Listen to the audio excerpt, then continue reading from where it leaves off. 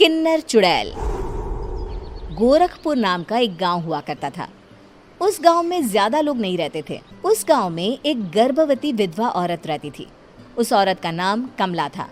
कमला अपने घर में अकेली रहती थी। उसके पति की सारी जायदाद उसके नाम हो गई थी, पर सभी गांव वाले उस औरत को मनहूस औरत समझा करते थे और सभी उससे नफरत किया करते थे। एक बार कमला राशन की दुकान पर खाने का सामान खरीदने जाती है। भैया जी, जरा 1 किलो दाल चावल देना। अरे हाय हाय हाय हाय हाय हाय! अरे मनहूस औरत, मेरी दुकान में अपशुगन करवाने आ गई क्या? हैं? चल जा यहाँ से। मैं कुछ नहीं देने वाला हूँ तुझे। भाग भाग यहाँ से, चल जा, निकल। भैया जी, ऐसा मत कहिए। मैं गर्भवती हूँ, मुझे खाने की बहुत जरूरत है। मुझे खाना दे दीजिए। दुकानदार कमला को वहां से धक्के मारकर भगा देता है। तभी कमला रोते रोते उस गांव के किन्नरों के इलाके में आ जाती है। गांव वाले किन्नरों को उसी इलाके में रखा करते थे, क्योंकि वो लोग किन्नरों को पसंद नहीं करते थे और उनके इलाके में रहने से मना करते थे। तो किन्नरों ने उसी गांव में अपना एक इलाका बना लिया था।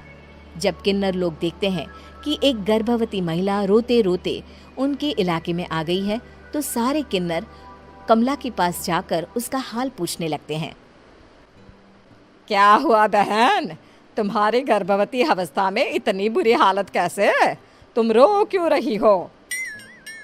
तुम डरो मत, हम तुम्हें कोई नुकसान नहीं पहुंचाएंगे। तुम शांत होकर सब बताओ कि हुआ क्या है। मैं कमला हूँ। मैं गांव के दूसरे इलाके से आई हूँ। 2 महीने पहले ही मेरे पति की मौत हुई है। मुझे गांव के लोग मनहूस मानते हैं, क्योंकि मैं विधवा हूँ और गर्भवती भी। वहाँ के लोग मुझे खाने के लिए कुछ बेचने के लिए भी तैयार नहीं, जिससे मेरा गुजारा नहीं हो रहा था। कोई बात नहीं कमला, हम तुम्हारा ख्याल रखेंगे। किन्नर लोग कमला को एक खाली घर में रहने के लिए जगह दे देते हैं और उसकी देखभाल भी करते हैं। कुछ ही महीने बाद कमला अपने बच्चे को जन्म देती है, पर अफसोस, कमला बच्चे को जन्म देते ही अपनी जान गंवा देती है। जब सब किन्नर बच्चे को देखते हैं तो बहुत खुश हो जाते हैं, क्योंकि वो बच्चा भी किन्नर ही था। कमला ने एक किन्नर बच्चे को जन्म दिया था। अब इस बच्चे की देखभाल कौन करेगा? हम तो इस बच्चे को गांव के दूसरे इलाके में भी नहीं भेज सकते। और तो क्या हुआ, इस बच्चे की माँ नहीं रही तो हम इसे पालेंगे। अब ये हमारे इलाके में रहेगा, हमारे साथ रहेगा।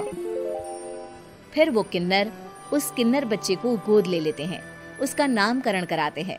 उस किन्नर बच्चे का नाम शक्ति रखा जाता है। देखते ही देखते शक्ति बड़ी होने लगती है। उसके रंग रूप बहुत सुंदर थे।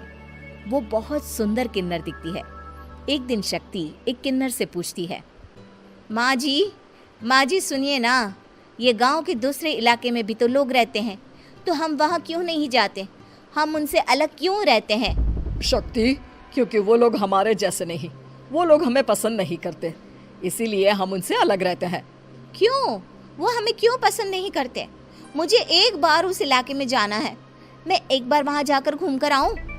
शक्ति, खबरदार, जो तू उस इलाके में कभी भी गई तो अपनी जान नहीं गंवाना चाहती तो उस इलाके में कभी कदम भी नहीं रखेगी, समझी? इतना कहकर वो किन्नर वहाँ से चली जाती है। शक्ति उस किन्नर की बात सुनकर बहुत रोती है। माँ जी, ऐसा कैसे कह सकती हैं? उन्होंने इतनी सी बात के लिए मुझे इतना डांटा। अब तो मैं उस इलाके में ज़रूर जाऊंगी। फिर एक दिन शक्ति गांव के दूसरे इलाके में चुपके से जाती है।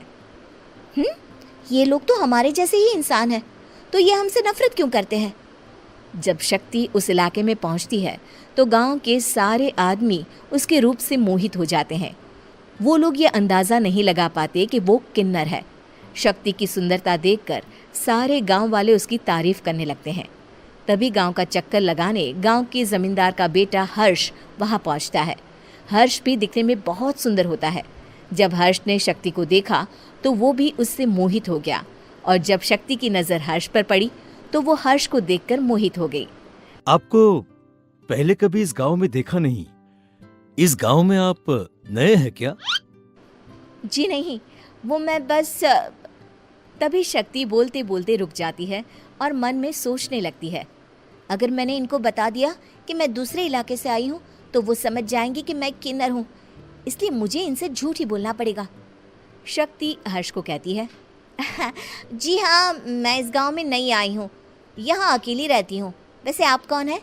आप भी इसी गांव में रहते हैं? जी हाँ, मैं इस गांव के जमींदार का बेटा हूँ। आपको किसी भी चीज की जरूरत पड़े तो आप मुझे बता देना, मुझे अच्छा लगेगा।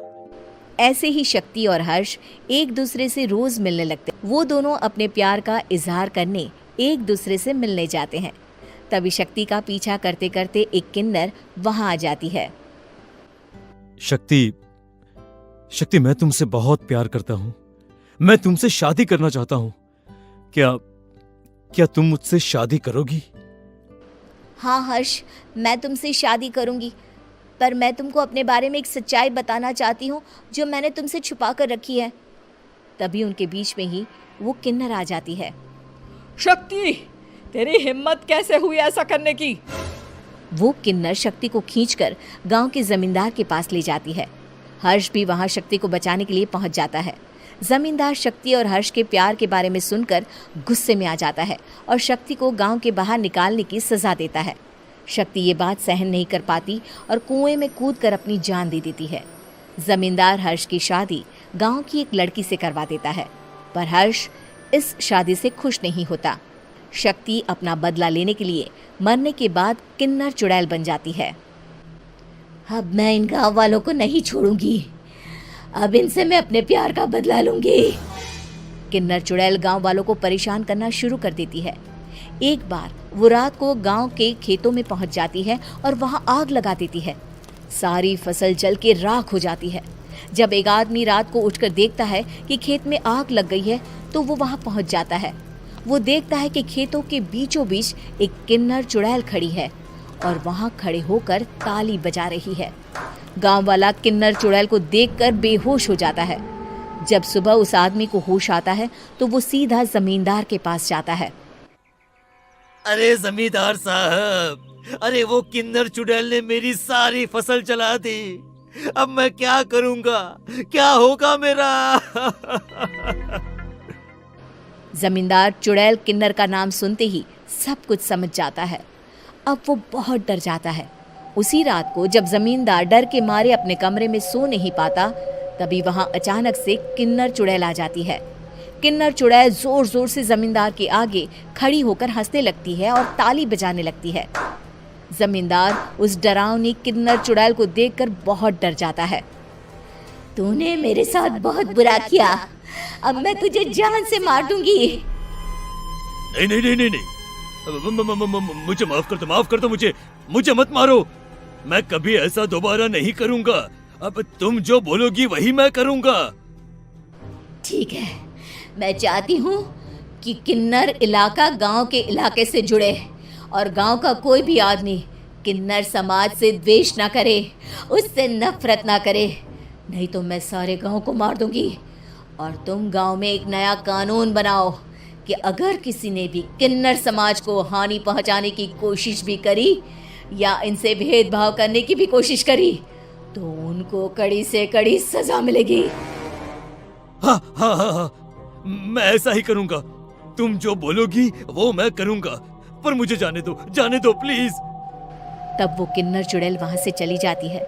गांव का जमींदार किन्नर चुड़ैल का कहा मानते हुए दोनों इलाकों को एक कर देता है और नया कानून भी लागू कर देता है। तब से वहां किन्नर समाज और बाकी गांव वाले शांतिपूर्वक रहने लगते हैं।